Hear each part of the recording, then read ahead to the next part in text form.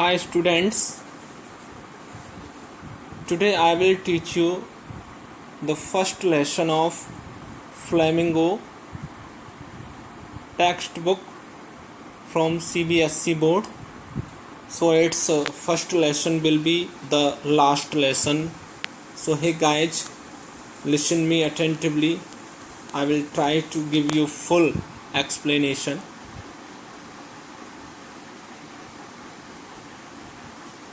As you know, the name of the lesson is last lesson. The last lesson. The last lesson means antim part.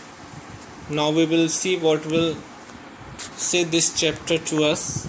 So now let's start this. I started for school very late that morning and was in great dread of a scolding, especially because M. Hamel had said that he would question us on participles and I did not know the first word about them. उस सुबह मैं school के लिए बहुत late गया था and was in great dread of scolding और मुझे डांटे जाने का बहुत डर था, विशेष रूप से क्योंकि एम हैमिल ने कहा था कि वो हमसे पार्टिसिपल के ऊपर प्रश्न पूछेंगे and I did not know the first word about them और मैं उनके बारे में एक शब्द भी नहीं जानता था. फॉर अ मोमेंट, एक क्षण के लिए, आई थॉट, मैंने सोचा, of running away and spending the day out of the doors, भागने की. एक क्षण के लिए मैंने भागने की और दिन बाहर बिताने की सोची. इट वॉज सो वार्म, इतनी ज़्यादा गर्मी थी. सो ब्राइट, इतनी ज़्यादा धूप थी, यानी बहुत तेज गर्मी पड़ रही थी, बहुत धूप पड़ रही थी. The birds were chirping at the edge of the woods, पक्षी जंगलों के किनारे पर चहचहा रहे थे. And in the open field back of the sawmill the Prussian soldiers were drilling, और सॉमिल होती है आरा मशीन. आरा मशीन के पीछे जो खुली हुई जगह पड़ी हुई थी या उसके पीछे जो मैदान पड़ा हुआ था उसमें पर्सिया के जो सिपाही थे ड्रिलिंग मीन्स वो अपनी प्रैक्टिस, सैन्य अभ्यास कर रहे थे. It was all much more tempting than the rules for participle, और ये सारी जो चीज़ें थीं वो पार्टिसिपल के जो रूल्स थे ना उनकी अपेक्षा में मुझे ज़्यादा प्रलोभित करने वाली लग रही थी, यानी वो चीज़ें मुझे अपनी ओर खींच रही थी. But I had the strength to resist, लेकिन मेरे अंदर अपने आप पर कायम रखने की शक्ति थी. And hurried off to school, इसलिए मैंने उन चीज़ों पर कोई ध्यान नहीं दिया और मैं जल्दी अपने स्कूल के लिए चल दिया.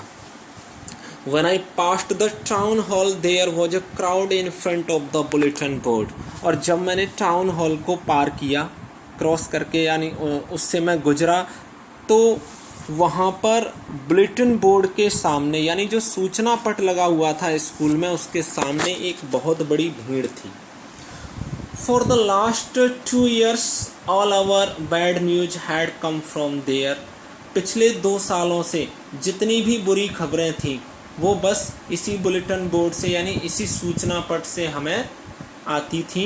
जैसे कि द लॉस्ट बैटल्स, हारे हुए युद्धों के बारे में, द ड्राफ्ट के बारे में, orders of the commanding officers, या किसी भी कमांडिंग ऑफिसर के ऑर्डर के बारे में. जितनी भी जानकारियाँ थी वो हमें इसी बुलेटिन बोर्ड से मिलती थी.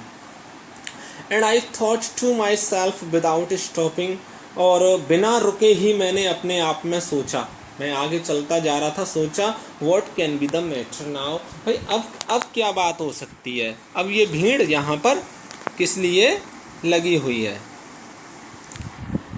Then as I hurried to as fast as I could go, तब मैं उतनी तेज, जितनी तेज मैं चल सकता था चला. The blacksmith Wachter who was there with his एप्रेटाइज.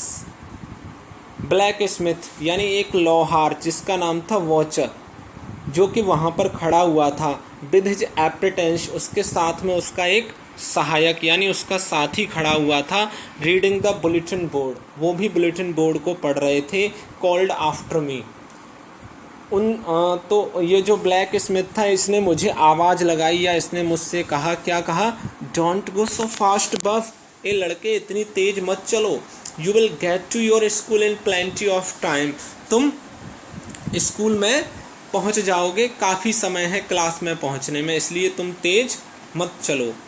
I thought, मैंने सोचा, he was making fun of me, कि वो मेरा मजाक उड़ा रहा है। And reached M Hamel's little garden all out of breath, और मैं पूरी दम के साथ यानी हाँपते हुए मैं एम हैमिल के छोटे से गार्डन में पहुंच गया।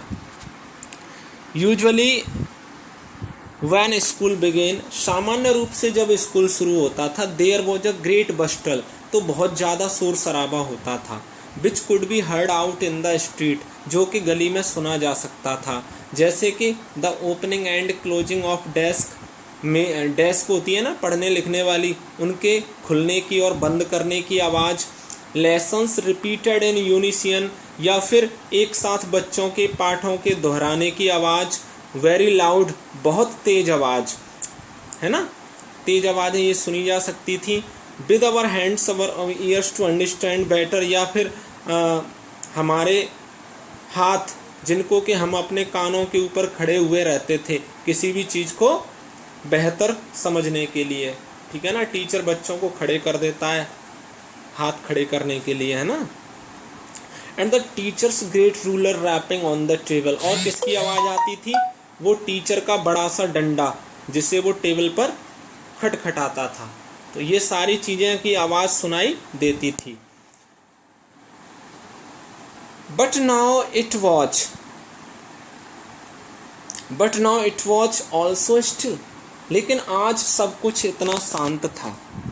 आई had counted on the common sense to get to my desk without being seen, मैं तो बिना किसी को देखे डेस्क पर पहुंचने के लिए शोर शराबे पर ही निर्भर रहता था, कि कोई मुझे देखे नहीं और मैं अपनी सीट पर पहुंच जाऊं, तो मैं शोर शराबे पर ही निर्भर रहता था।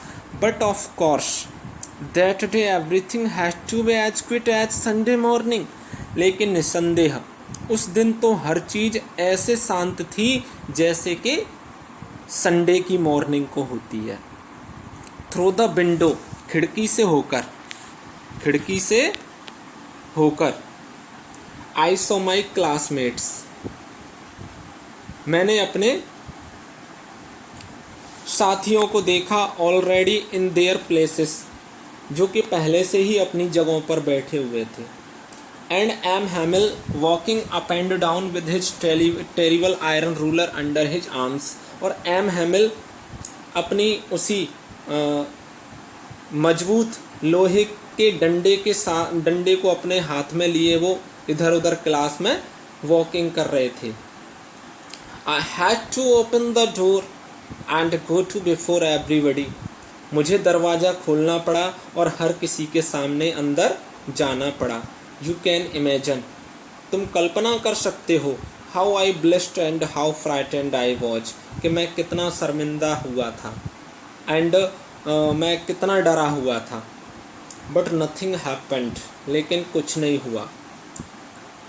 M Hamel saw me and said very kindly, go to your place quickly, little Flange, we are beginning without you. M Hamel ने मेरी ओर देखा और मुझसे कहा, वेरी काइंडली, बड़ी ही दयालुता से मुझसे कहा, go to your place quickly, little Franz, तुम जल्दी से अपनी जगह पर चले जाओ। We are beginning without you, हम तो तुम्हारे बिना ही क्लास शुरू कर रहे थे। I jumped over the bench, मैं अपनी बेंच के ऊपर उछला। And set down at my desk, और मैं अपनी डेस्क पर बैठ गया। Not till then when I had got a little over my fright, अभी ज़्यादा देर नहीं हुआ था कि मेरा डर थोड़ा सा कम हुआ था, तभी मैंने क्या हुआ, did I see that our teacher had on his beautiful green coat, तभी मैंने क्या देखा कि हमारा जो टीचर है ना, आज वो अपनी वही सुंदर हरे कोट को पहने हुए है, हिज फ्रिल्ड शर्ट, और अपनी झालरदार शर्ट को पहने हुए हैं, and the little black silk cap, और वो छोटी सी काली रेशम वाली कैप लगाए हुए हैं, ऑल एम्ब्रॉयडर्ड, जो कि पूरी तरीके से कढ़ाई हुई है।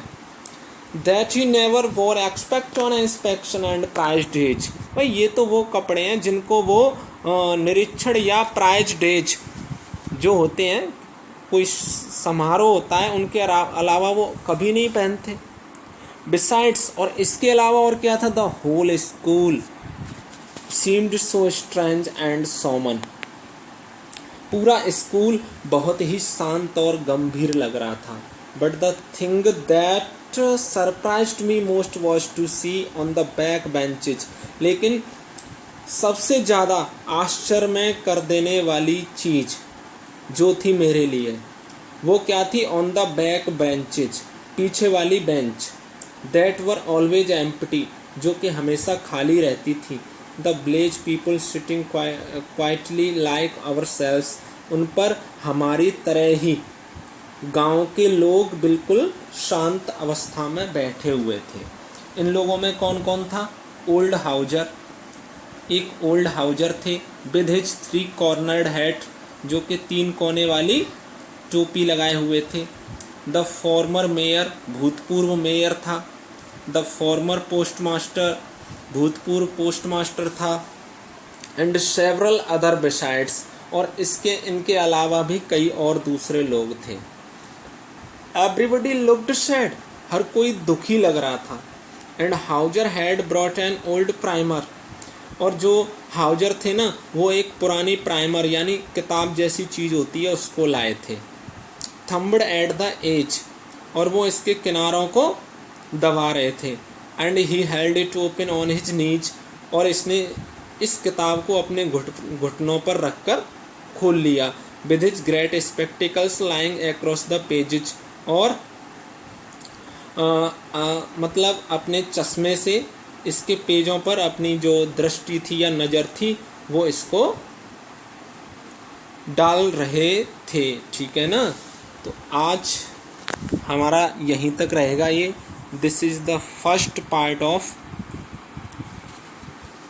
है ना, ये इसका फर्स्ट पार्ट था जो मैंने आपको बताया था। अगला जो आधा चैप्टर है वो हम आपको सेकंड पार्ट में बताएंगे। ठीक है ना, थैंक यू।